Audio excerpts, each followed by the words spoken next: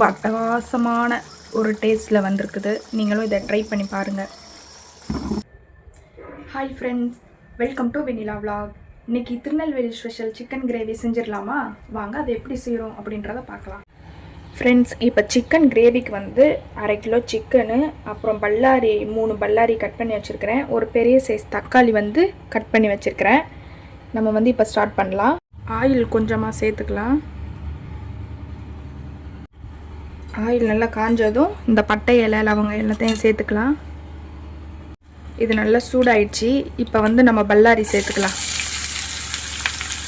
இப்போ வெங்காயம் வந்து நல்லா முருகிடுச்சு. இந்த ஸ்டேஜில் வந்து கருவேப்பிலையும் ஒரு பச்சை மிளகாய் 2 கீரை வச்சுருக்கோம், அதையும் சேர்த்துக்கலாம். சேர்த்து நல்லா வதக்கி விட்டுக்கலாம். இஞ்சி பூண்டு பேஸ்ட்டு ஒரு 2 ஸ்பூன் போட்டுக்கிடுவோம். இப்போ இஞ்சி பூண்டு பச்சை வாசனைலாம் போயிடுச்சு. இப்போ வந்து தக்காளி ஆட் பண்ணிக்கலாம். தக்காளியை நல்ல எல்லாமே ஒன்றாகிற மாதிரி மிக்ஸ் பண்ணி விட்டுக்கலாம். நல்லா வதக்கி விட்டுறலாம். இப்போ வந்து மஞ்சத்தூள் 1 ஸ்பூனு, உப்பு சால்ட்டு வந்து 1 ஸ்பூன் போட்டு நல்லா கிளறி விட்டுக்கிடுவோம். அப்போ தான் வந்து தக்காளியும் வெங்காயமும் நல்லா வதங்கி வரும். இப்போ வந்து சிக்கன் குழம்பு மசாலா கொஞ்சம், அப்புறம் நம்ம வீட்டில் அரைச்ச குழம்பு மசாலா கொஞ்சம் சேர்த்துக்கலாம். நாங்கள் வந்து சிக்கன் கிரேவிக்கோ இல்லை குழம்புக்கோ வீட்டில் அரைச்ச குழம்பு தூள் வந்து கொஞ்சம் சேர்ப்போம். அது டேஸ்ட்டு வந்து இன்னும் சூப்பராக இருக்கும்.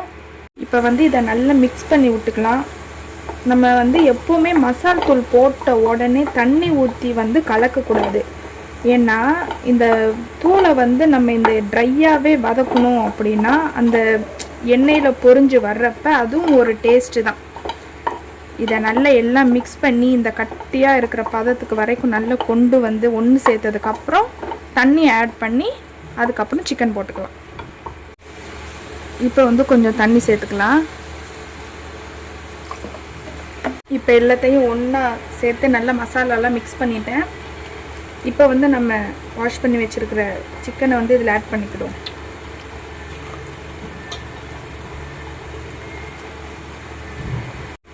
இப்போ எல்லாத்தையும் நல்லா மிக்ஸ் பண்ணி விட்டுட்டேன். தண்ணி மட்டும் கொஞ்சமாக ஒரு 1/2 டம்ளர் அளவுக்கு வந்து ஆட் பண்ணிக்கிறேன்.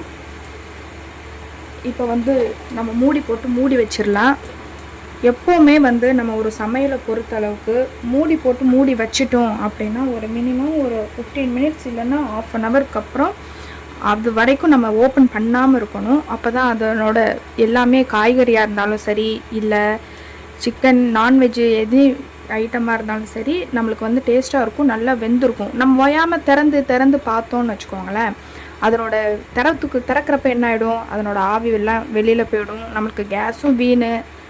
ஸோ நம்ம டைம் எடுத்துக்கிட்டே இருக்கும். இது ஒரு 1/4 மணி நேரம் 20 மினிட்ஸில் நம்ம சமையல் முடித்தோமா அடுத்த வேலையை பார்த்துக்கிட்டே இருக்கலாம். ஸோ எப்போவுமே சமையலை வந்து நம்ம எல்லாம் கூட்டி வச்சதுக்கப்புறம் ஓயாமல் வெந்துருச்சா அப்படின்றத வந்து நம்ம திறந்து பார்க்கவே கூடாது. இது வந்து என்னோடய ஒப்பீனியன். மற்றவங்க எப்படி சமைப்பாங்கன்றது எனக்கு தெரியாது. இது வந்து எனக்கு வந்து எங்கள் தாத்தா சொல்லி கொடுத்த இந்த ஒரு விஷயம். ஃப்ரெண்ட்ஸ், இப்போ பாருங்கள், கரெக்டாக நான் ஒரு 1/2 மணி நேரம் கழித்து இதை திறக்கிறேன். பார்த்தீங்களா எவ்வளோ ஜூஸியாக சூப்பராக வந்திருக்குன்றத.